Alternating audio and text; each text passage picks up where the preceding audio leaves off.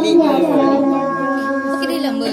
Depan yang Juang dua putra anak di bawah beda kamina.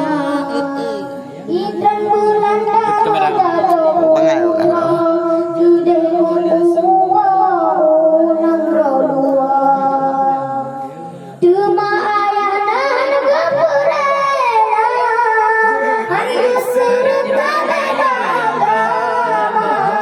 Gudeg baru prosinya putih, pasonan putih pada belakang raya. Ambo.